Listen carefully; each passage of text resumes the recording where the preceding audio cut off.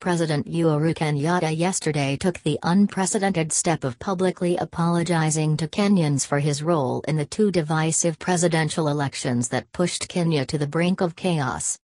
"If there was anything I said last year that hurt or wounded you, if I damaged the unity of this country in any way, I ask you to forgive me and to join me in repairing that harm," the president pleaded in his State of the Nation address to Parliament, to thunderous applause. Minutes after the address, Deputy President William Ruto also apologized, though he is said to privately oppose the unity deal between Uhuru and opposition chief Raila Odinga. In keeping with his statement, "IWSR unreservedly apologize to anyone offended or hurt in any way by what I have said or done at any time. Find it in your heart to forgive me. I have forgiven all those who wronged me.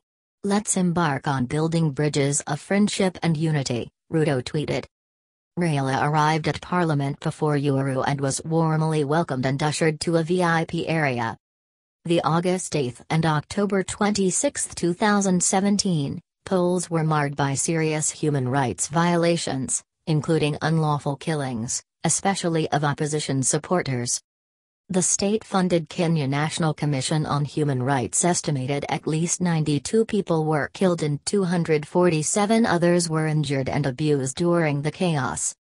For the first time yesterday, Uhuru admitted they failed as leaders to safeguard the unity of the country as Kenya tittered on the precipice. Read, Uhuru makes up with Babu Owino. A thoughtful, remorseful Uhuru warned that if Kenyans don't put an end to what he termed unrestrained political competition, it will put an end to Kenya. He regretted that in the heat of the campaigns last year, anger, malice, and hatred took center stage and politics became a clash of irreconcilable enemies.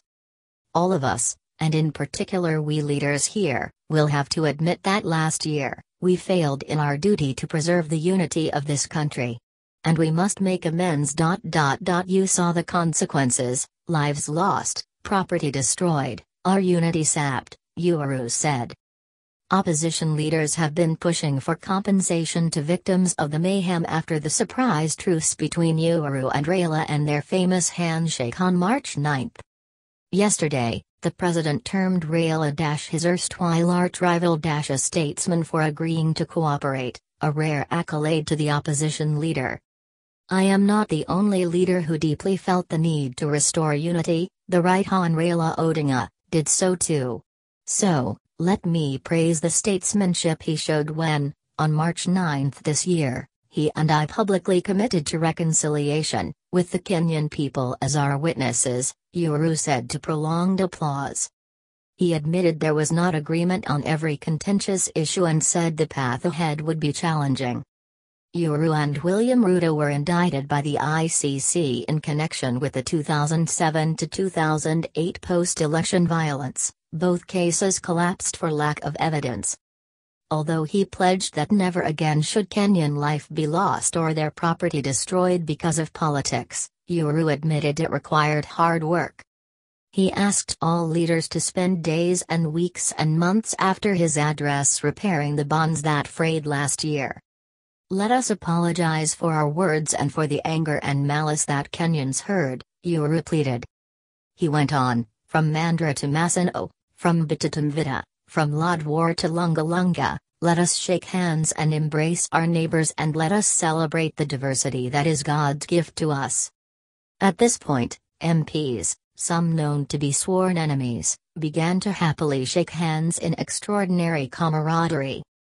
Embakasi East MP Babu Owino, who was incarcerated for allegedly insulting the president in the heat of last year's campaigns, stood up and greeted Uhuru. "Let every leader in the country reach out to our sons and daughters, and remind them that they have it in them to forge a Kenya that speaks gently, that criticizes constructively and that embraces and respects dissent and competition as healthy and civilized ways of collaboration," Uhuru urged. In the unity deal, Uhuru and Raila identified a 9-point agenda and this week named a 14-member team to spearhead the deal. The issues include ethnic antagonism and competition, divisive elections, lack of a national ethos, inclusivity, devolution, safety and security, corruption, shared prosperity as well as respect for human and civil rights. Uhuru yesterday did not disclose details of that deal, as many had hoped. Kenyans reacted with a surge of optimism to our meeting, because they wanted a return to unity. Our handshake invited Kenyans to rediscover what they had known all along: when all the politics is said and done, we are each other's keeper, Uhuru said. The surprise handshake has radically altered the country's political landscape and is threatening to split Uhuru's Jubilee Party, after it divided NASA. Last week, Uhuru and Raila scoffed at those opposed to the deal and linked it to 2022 succession politics. Their stinging rebuke appeared targeted at DP Ruto's allies who have been expressing fears that Raila is plotting to infiltrate Jubilee and disrupt their succession plan. Yesterday, Uhuru warned that the politics of ethnicity which has brought Kenya very close to ruin must now come to an end. Too many of our leaders have manipulated our ethnicities to seize power, and then exploited it to avoid accountability, he said.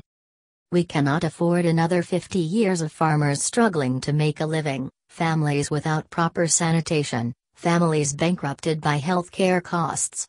We need change now, in this generation, so our children grow to adulthood in a totally different Kenya. In another surprise yesterday, Uhuru, who had excoriated the judiciary as crooks who overturned his election last year, asked the judiciary to be more independent. Uhuru had vowed to fix the judiciary after the Supreme Court nullified his victory in August. To the judiciary, we ask only that your independence be joined to even greater effort on your part to ensure that your arm of government attains the highest standards of conduct and integrity, and that it never loses sight of the interdependence of all arms and levels of government, Uhuru told the nation.